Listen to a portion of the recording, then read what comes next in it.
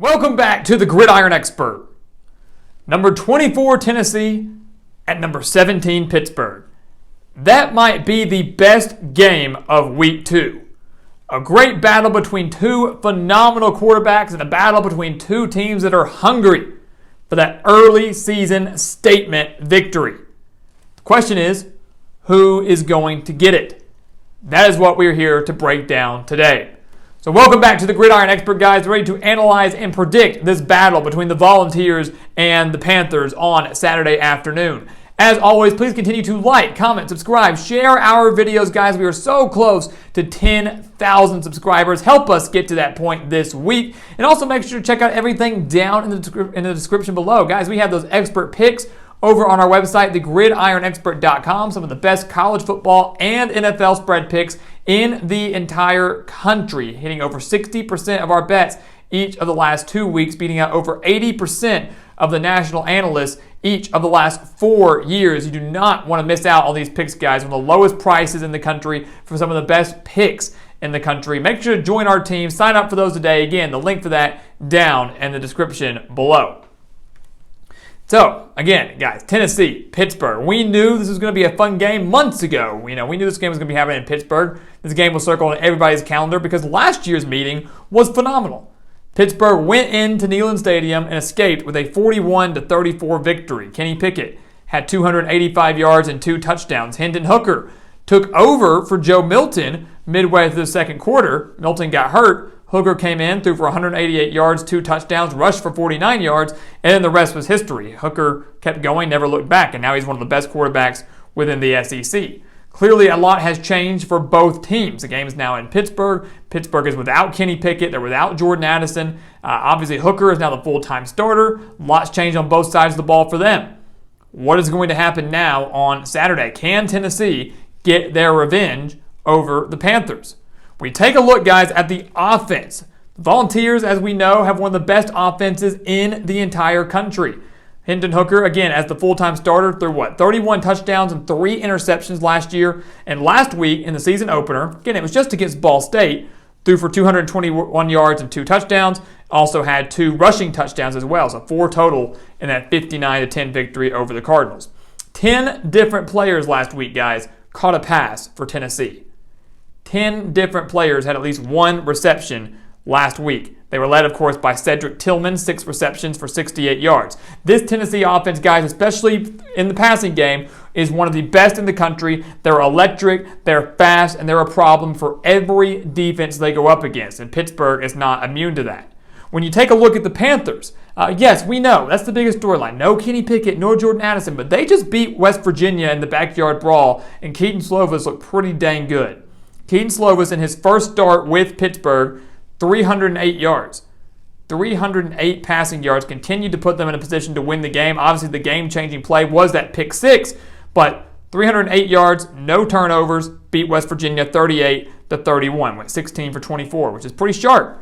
Pretty good for a guy that's battled some injuries at USC and hasn't played in a while. Obviously, we know that Pittsburgh has a very talented running back core. They've got a guy like Rodney Hammond, who led the team in rushing last week, assuming he can play this Saturday. I know he's battling a bit of an injury, but should be good to go, hopefully, for Saturday. They also have Israel Abanikanda, who not only was a factor in the ground game, but was a factor in the passing game as well. Those guys, especially in the running back core, are going to have to step up to help Pittsburgh beat Tennessee. You can't put everything on the shoulders of Kedon Slovis. The wide receiver core was solid for Pittsburgh last week, but still needs a little bit of work. Pittsburgh has to be balanced. They only had 76 rushing yards last week, the Panthers did. They've got to improve drastically on that side of the ball, or in that aspect of offense, if they want to beat a Tennessee team that's going to be flying all over the place, scoring extremely quickly, keeping the chains moving, no huddle. Pittsburgh's got to find a way to play their style of ball, but also make sure that it's not solely the Kedon Slovis show. When you take a look at Tennessee's defense, we said all that about Pittsburgh's offense because we believe they can exploit Tennessee's defense.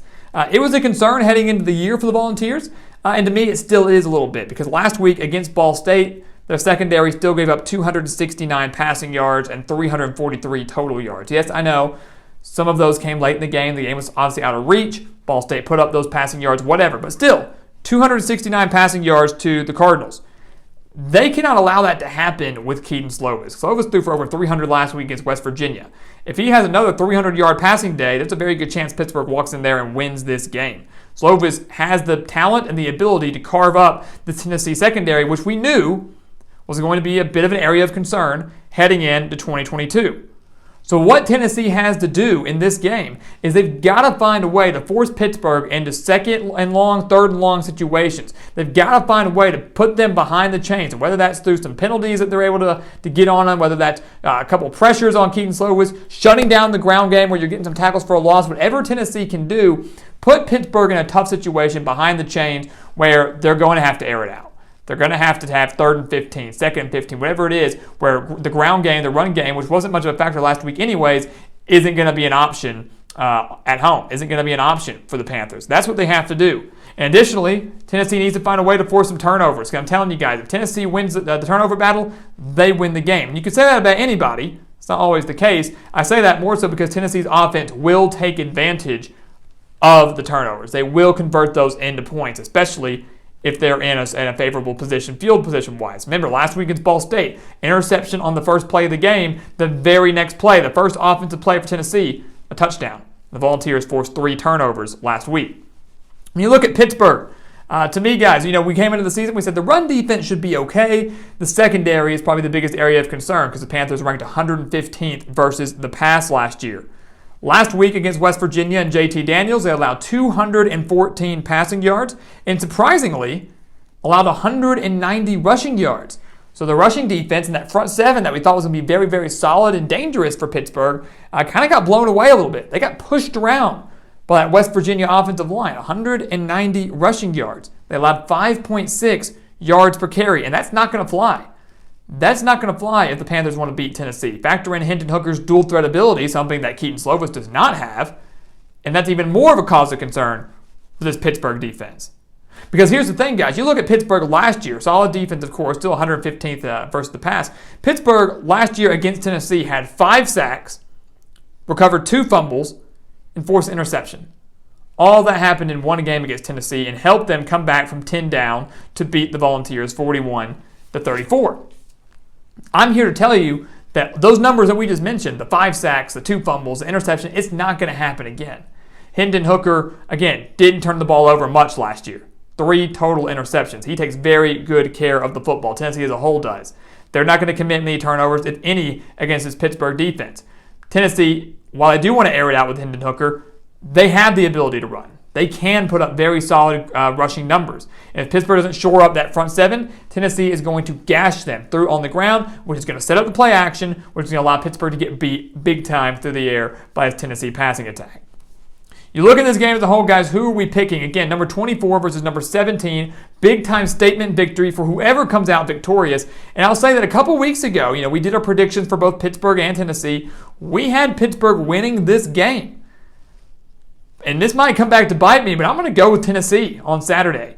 And again, I'm not basing that off of one game against Ball State. I know it's Ball State. Pittsburgh certainly had the tougher game against West Virginia. Played better, I would say, against a more quality opponent. But this Tennessee team, guys, to me, is simply too good. Pittsburgh's defense, I think, is not as strong as I thought it would be. It didn't look as good as I thought it would be against West Virginia. And now they're facing a team in Tennessee that's better than West Virginia. And many would say Pittsburgh was lucky enough to escape the backyard brawl as a victory. I don't think lightning strikes twice.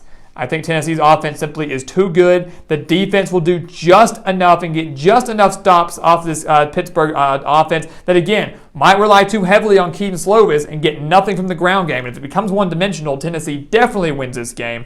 I do think it's close. I think Tennessee capitalizes off the advantages and the turnovers they force. But in a one-possession game, the Volunteers do come into Pittsburgh and win this game. Again, a couple of weeks ago, I didn't have that. A couple of weeks ago, I did not pick Pittsburgh to win, Tennessee to win this game. But now we are making that prediction change. Maybe it comes back to bite me, but right now I believe Tennessee by far is the better team, and with revenge on their mind, will get a victory over the reigning ACC champions on the road.